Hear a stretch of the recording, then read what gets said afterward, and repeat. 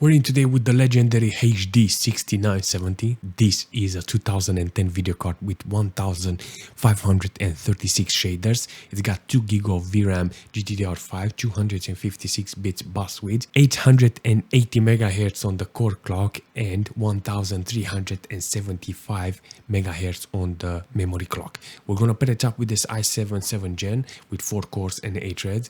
We're gonna see how this legendary video card is sold in today. Let's jump in a couple of games. Okay, let's start with Fortnite on 1080p with performance mode. We got low details here apparently, and it's working really nice. I like the performance here, looks really well. 90 FPS on average, 14 on minimals, and 31 on 1%. Not the brightest numbers, but it's doing a fantastic job considering how old is this video card and how it's working in this game. I will say this is a big win. So on the fan speed, I had to put it on 100% power because it was heating up, you know, the video card. It's not that new, you know, so 67 degrees. I will take that temperature with this old monster and I will say thank you. On the VRAM side, only 0.9 gig of VRAM are being utilized here to deliver this performance. Considering it's got 2 gig of VRAM, I will say this is a very fantastic performance from the video card. And yeah, the core clock is maximum 880 and averaging really nice in the game. Very surprising experience considering the age. On the system side, we're getting only 9.1 gig of system RAM utilized here with this computer.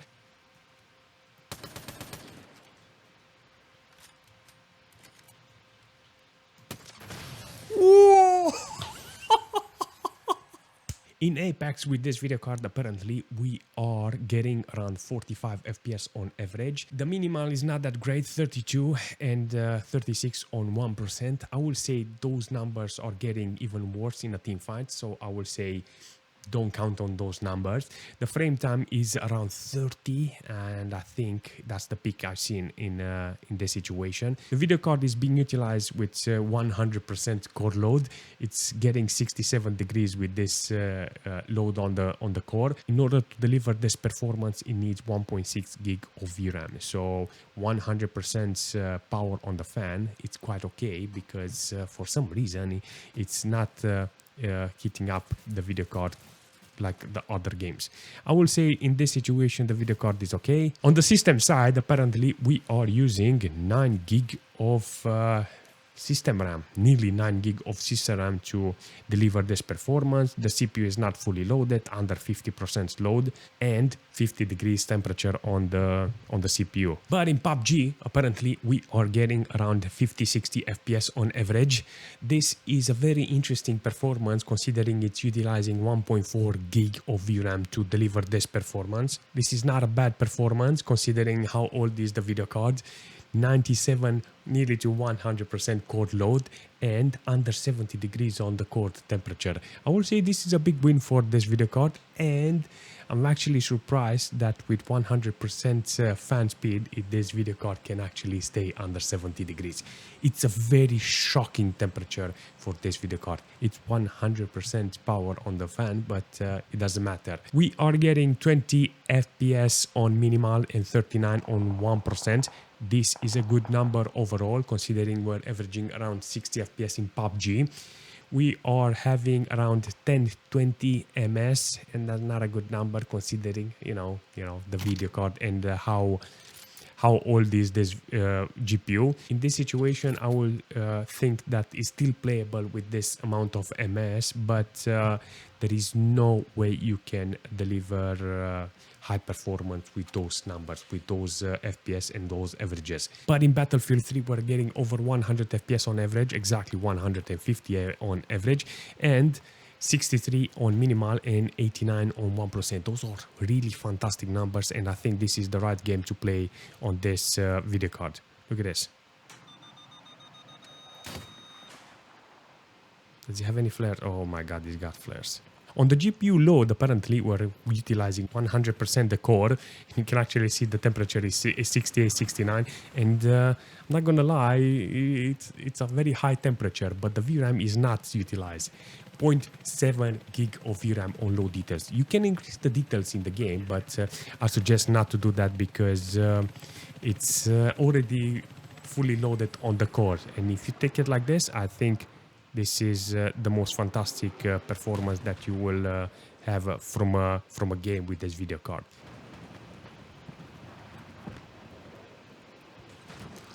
What the f was that? Crashed into a building.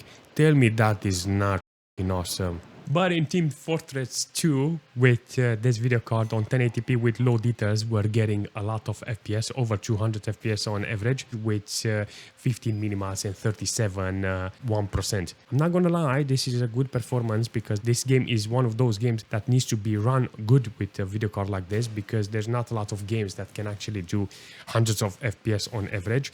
And I will say, from my point of view, this game is kind of fantastic for this video card because it's only utilizing 0.4 gig of VRAM.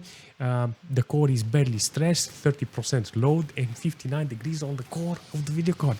The video card is actually having a fun like me in the game, seriously. 100% fan speed, it gives me quite a decent performance on the temperature, 59, 58 degrees. On the system side, apparently, we're doing even better. 7.1 gig of system RAM being utilized, 30-40% load on the CPU, and less than 50 degrees on the temperature with the CPU. But in War Thunder with 1080p with medium details, we are getting this video card on its knees. Look at this, 70-80 FPS on average. It's utilizing 1.7 gig of VRAM, 99% load on the core, and 69 degrees on the temperature. On the system side, we're doing quite fantastic, 6.9 gig of system RAM being utilized, and getting decent performance from this CPU with 30% load. Apparently in the smoke we're getting like 40 FPS, and yeah, not a great number. Seriously, if you want to play the game like this. I mean, considering the age of the video card, I will say this is a big win. So, in War Thunder, apparently, we are getting in the air 30-40 FPS on average with the plane. It's kind of freaky to see this video card rolling like this. With 45 FPS on average, 13 on minimals, and 22 on 1%. On the VRAM side, apparently this video card is delivering this amount of FPS with 1.7 gig of VRAM, maximum core load 99%, with 70 degrees on the core. In Dota 2, apparently with 1080p with low details, we are getting 90 FPS in a team fight. You can actually see that the core is getting loaded. 0.9 gig of VRAM is utilized here in order to deliver this performance with this video card. It's kind of good with this video card, 50% load on the core, but in this situation you actually managed to see in a team fight was around 80% load on the video card.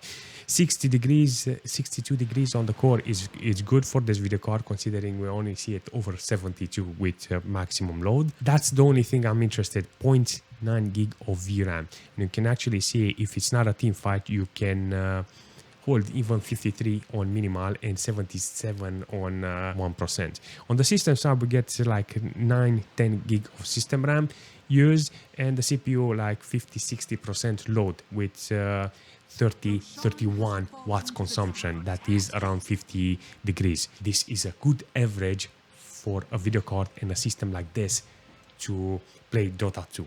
Seriously, the video card is good, the system is good. Overall, I will say, you know what, I will play Dota like this because it's kind of fantastic. But in Counter-Strike 2, apparently, we are getting around 40-50 FPS on average with this video card and this system. It's utilizing maximum VRAM in this situation, and it's got a lot of spikes and stutters because of that. Maximum core load, maximum VRAM used. This video card is utilized in this game, but it doesn't have any good minimals in 1%. You can actually see that the video card is barely holding there on maximum load. You know, I seen in one case is 1.9 gig of VRAM, but now it's 1.8, and this is what you get when you play with an old video card like this. It's 2010 video card, you know. So this game is brand new. So imagine how many years difference between this game and this video card. It's got 64 degrees for a core loaded like this on maximum, and 64 degrees when it's using so much VRAM. I would say this is a good performance from the video card. On the system side, we're using 9.8 gig of system RAM. The CPU is doing fantastic. It's not being stressed, and 30 watts consumption from the CPU. It's averaging really nice. And on the CPU side, there's a couple of threads that are trying to reach maximum, but you need to understand that the CPU is doing a fantastic job. But in GTA 5 with 720p with low details, apparently we are getting 60-70 FPS on average online. I like the performance from this video card, and the system is doing a fantastic job with delivering this performance. 42, 44 on minimal and 50 on 1%. 1.5 gig of VRAM is being utilized from this video card in order to give me this FPS. It's kind of nice FPS overall, I'm not gonna lie. 60% load on the GPU core with 62 degrees. I mean, the whole thing is working really nice in this case. On the system side, we're getting this performance with 9.6 gig of system RAM and 40-50% load on the CPU. Let's take a look on the CPU side and see if I got a couple of threads. See, you get a couple of threads that are maxing out, so hence why 80-90 FPS on average. But in World of Tanks, with 1080p with medium details, apparently we are getting around 90 FPS on average. Good performance overall, not gonna lie here, but the minimals are not that fantastic, so I have to take a look and see how I can adjust this. Apparently you got some render scale here in order to give yourself a little more minimals, you know, but actually no, it's actually okay. I changed my mind. 57 minimals in this occasion, 66 1%. That's actually good with the averages. 1.1 gig of VRAM utilized here, and maximum core load from the video card.